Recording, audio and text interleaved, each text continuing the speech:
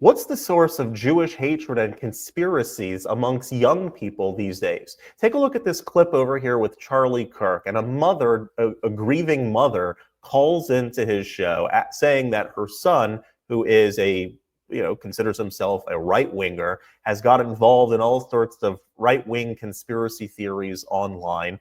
And I was wondering where they come from, what's the story behind them. So check out Charlie Kirk's answer. We'll watch this clip together and then talk about it. But first, hit that subscribe button over there in the corner. We'd love to stay in touch. Check this out. My question, my young adult son's eyes were open to a lot of the lies during COVID and Biden, Trump, and that made me thrilled that he's questioning things. But now I'm hearing things from him that it makes me fear for his discernment. For example, he expressed some anti-Semitic takes on history that maybe Hitler's motives for wanting to be rid of the Jews weren't so wrong, even if how he went about it was evil. And my fear is that in going from one extreme to another, trusting the mainstream media and government to now questioning or distrusting everything, he's believing different lies.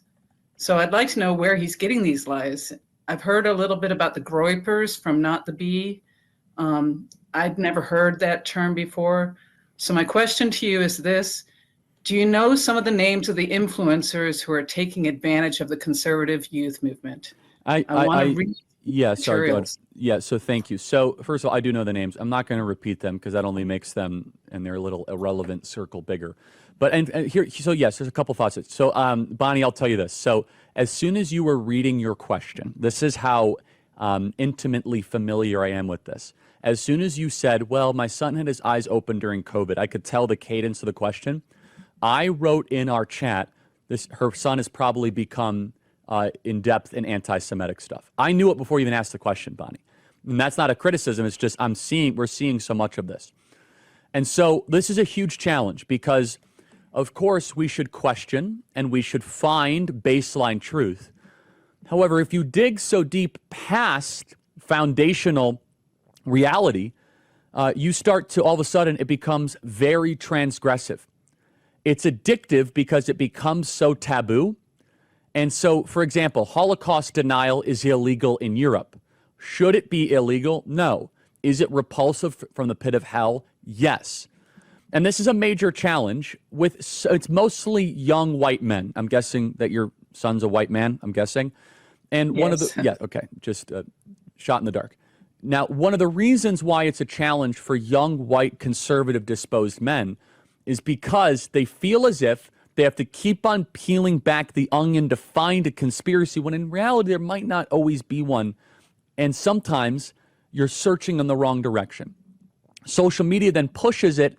And then, of course, people then call for censorship of it. And so everyone gets confirmation bias when they see anything. So here's one of the major problems. One of the major problems is that a lot of these narratives appeal to secret knowledge, otherwise known as Gnosticism.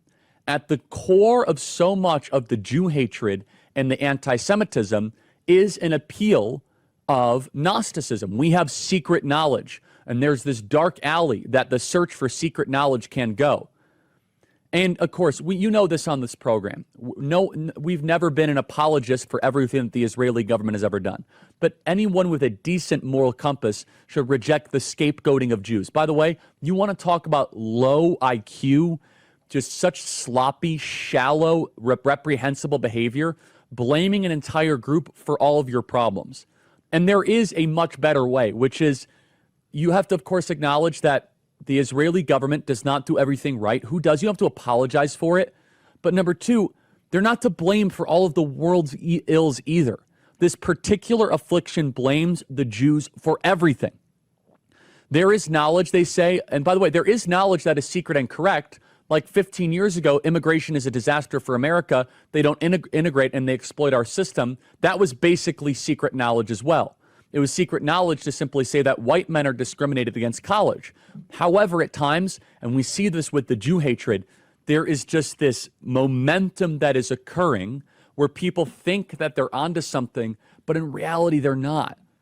And unfortunately, these are a lot of people that need to be told to start taking responsibility for their own actions and don't blame other people for your problems, especially a group of people that is 0.02% of the world's population.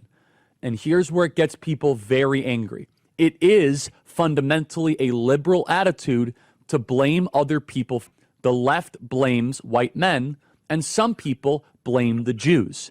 So I'm not going to tell you the influencers here on air. I know who obviously they all are here, Bonnie.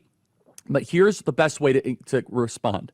Make sure that he finds, let's say, people such as myself or even Matt Walsh that have a much more reasonable approach to these issues, because it's very tempting to engage, and yet I hate the term conspiracy theory because so many conspiracy theories have turned up.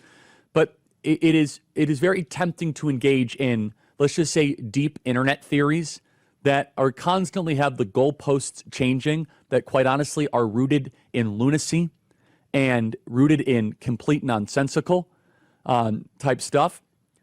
It is more helpful to first take a step back and say, what exactly do you believe and why do you believe it? I find this is a symptom of being hyper online. Bonnie, can I ask you, and I don't want to out your son, but what are some of the things that he is saying that would you find to be most troubling?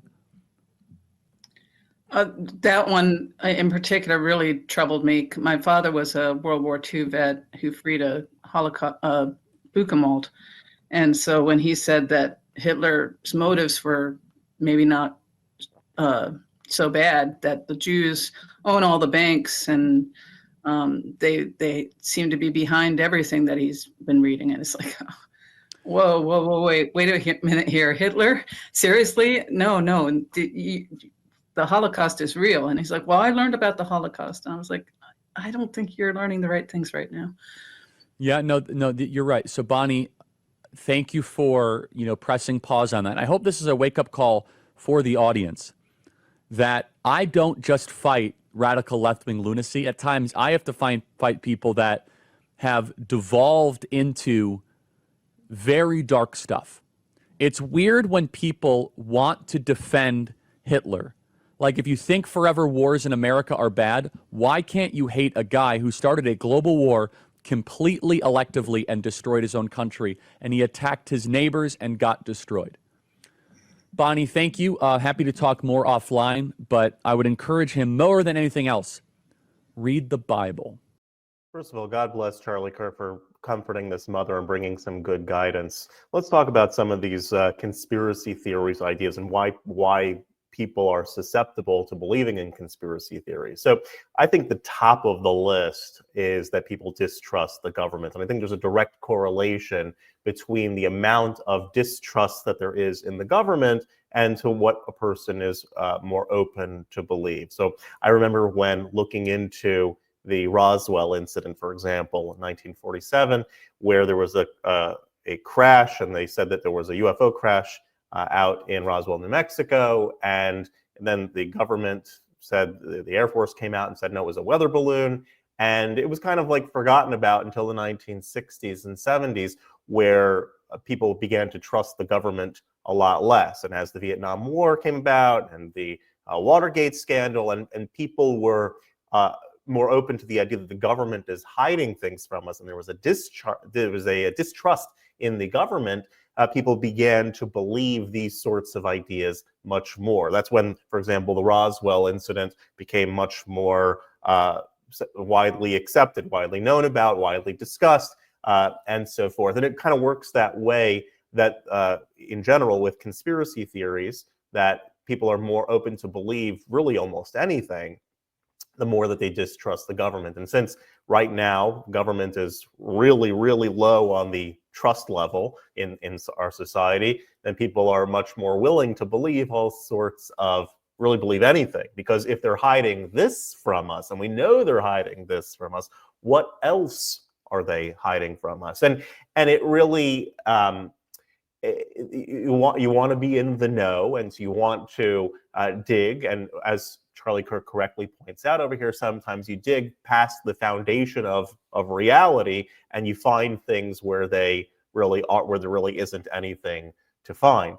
Also, there's a human desire for order in times of chaos. So in times of uncertainty or trauma, for example, the JFK assassination, 9/11, people seek explanations that provide structure and a sense of control. Conspiracy theories offer a seemingly coherent narrative that makes sense out of unpredictable or tragic events. There's a certain degree of psychological comfort as well. It's much more comforting to some to believe that there is a secret group of people that are in control, that this secret group right behind the curtain, behind the wall somewhere, that they are in control of things, than to accept that there's some sort of random, senseless violence or error can take place and shape history. So, for example, when it comes to the JFK assassination, people are more inclined to believe that there was some sort of broader conspiracy theory, some global conspiracy theory. That seems for some less terrifying than believing that some lone drifter changed history forever. There's also a certain degree of cognitive bias and pattern recognition where it's not supposed to be. So don't forget that the human brain is wired to detect patterns and casual links, even where there is none that exist, right? So there's a phenomenon called apophenia, which takes little dots and connects them. So if the brain knows this and the brain knows this, it will connect them. And if the brain knows this and this and this and this, and a whole assortment of random facts that seemingly go together, the brain will make a connection even if there is nothing actually there. So this often leads people to connect unrelated dots and interpret coincidence as conspiracy. And so that's something that comes up a lot, and certainly younger people are more susceptible to these things. And people who are spending most of their time, especially in online world, and are not touching some grass and going to see the outside world and having real interactions and living life in a real way, who spend most of their time online, are even more susceptible, because that rabbit hole that you go down will keep growing. You'll have infinite amount of stuff out there of information, but information, good information, not so good information, bad information, false information, misinformation, and that rabbit hole can be infinite. And so you think you're discovering and you're really getting to the deep dark secrets, the bottom of the real truth, and really you're just confusing yourself and bringing yourself into all sorts of crazy directions. And so again, it's this finding of what perpetuates that, if you're spending too much time in online world as well, is that the algorithm will feed you things that help support what you are going after. So if you click on a reel or a video or looking at things that are painting a certain picture of reality, well, the algorithm will feed you more of that kind of thing. And if you're watching this day after day, week after week, month after month, and so forth, you take it as it's just so obvious, that you're so in the know, that everyone who has a brain in their head would believe this, because it's all you're being fed, and everyone else is just in denial or whatever else is the reason they just can't accept this. This is why you have in young people today, you have probably the largest amount of people that believe in a flat earth since thousands of years ago, right? The educated class amongst the ancient Greeks knew that the world was round. And yet you have today many, again, in the younger group of people who spend a lot of time online, because the algorithm will continue feeding them things that resonates with their previous online activity. It appears to them as being so obvious that anyone who will open their eyes will see that the truth that's right in front of them. There's also a certain degree with that onlineness. There's a certain degree of social identity and community that comes about when you believe things that are considered fringe or taboo or whatever the case may be. So conspiracy theory can offer a certain sense of belonging and even superiority, right? We're the ones that are in the know. And these beliefs can often spread in tight-knit online or ideological communities that reinforce group identity and shared suspicion of outsiders, right? Those are the ones that believe that the earth is round. Those are round earthers, right? We believe in the truth, we know the truth, and so forth. And the same thing happens, unfortunately, when talking about conspiracy theories involving Jews, whether it's Israel, the Israeli government, and so forth. That's one category. Then there's Jews as international bankers, and that there's somehow all Jews are connected and have and run the show behind the scenes. There is all of the fake Talmud quotes that are out there. I have a whole lecture on going through some of those fake Talmud quotes that for centuries have been used against the Jewish community, as that the Jewish community is somehow this diabolical secret group that just hates everybody and is really out to get everybody. It's all nonsense. But these are sort of the underlying factors that go into the shaping of conspiracy theories, and in particular those that are, for our case and our discussion here, for Jew hatred in these particular ways, the internet phenomenon that you see growing, especially in the last 2 years since October 7th. One of the interesting things, there's a mushal, there's an analogy, there's a story that's given by the Dubna Maggid. It's one of my favorite analogies that he points to. He talks about a man, imagine a man who's walking through a forest and he sees there's a tree, and the tree has a target with an arrow that shot directly through the bullseye. He's very impressed with the skill of the archer, and he continues walking into the forest, and he sees another tree with a target and an arrow directly through the bullseye. He's like very impressed, and he continues on and keeps seeing throughout the forest all of these trees with all of these arrows through all of these bullseyes. And finally, he comes to a clearing in the forest. He runs over to the archer. He sees the archer winding up his bow, ready to shoot. And before he shoots, he runs over to the archer and says, "How did you become such a proficient archer? Right? How did you develop your skill?" I say, "I walked through the whole forest, see all bullseyes everywhere. How did you hit the bullseye every single time?" And he says, "It's very simple. First, I shoot the arrow wherever it lands on the tree, and I draw the target around it."